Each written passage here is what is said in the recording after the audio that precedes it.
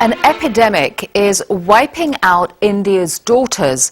It's not a disease or famine, it's parents deciding not to have baby girls. This disturbing trend isn't new, but modern science is enabling it, with disastrous results for India's future. A basket waits outside an orphanage in northern India, so that a parent can approach and leave an unwanted baby without being seen. The odds are the newborn will be a girl. Inside, baby girls outnumber boys 9 to 1.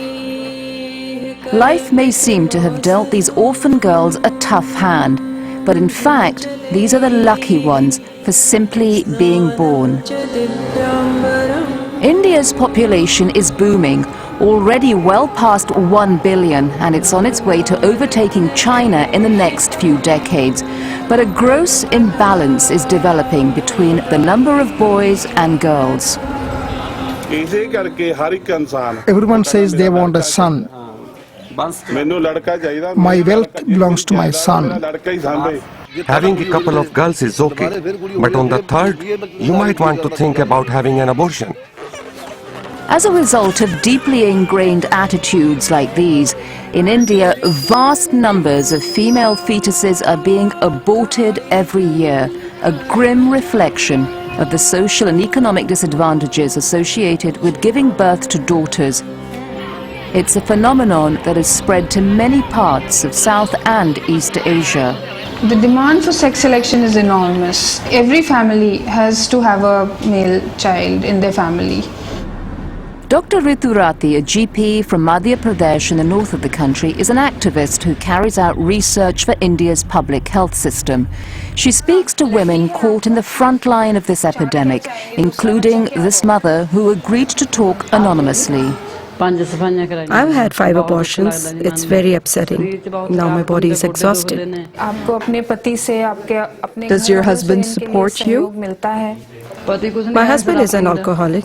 All he says is, I haven't got a son. And then he drinks. I had 1 daughter, then another, then a third, fourth, and then a fifth. If you don't have a son, your heart feels empty. This phenomenon is storing up problems for India's near future. Fewer women of marriageable age will mean fewer couples and the disruption of family life, as well as the loss of women's economic contribution. On average around the world, women make up close to 50% of the population. But across India, the United Nations estimates there are now at least 100 boys born for every 90 girls.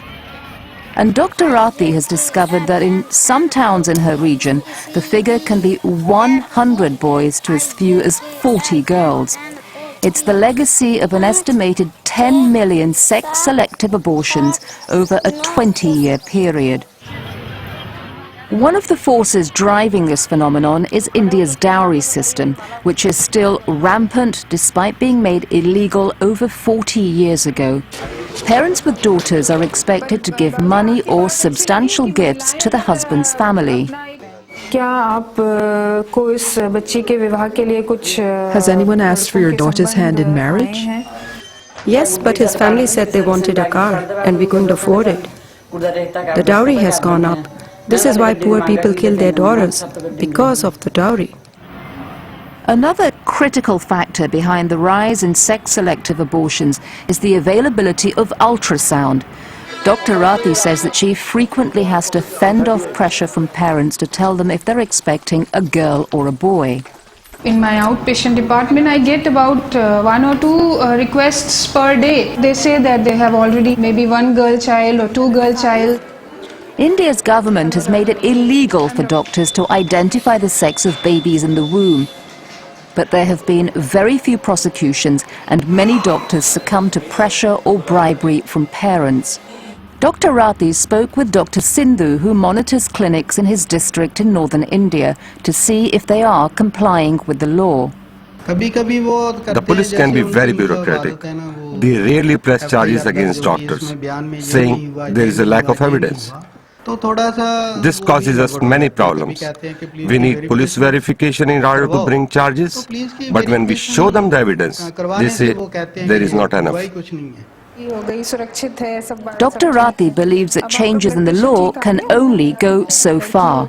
I try to be a role model to my patients. I try to make them understand in whatever short time I have with them.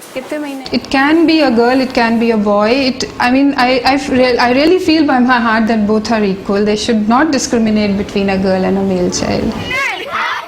To tackle this discrimination, the government and aid agencies, including the United Nations, have launched public awareness campaigns in schools, towns and villages.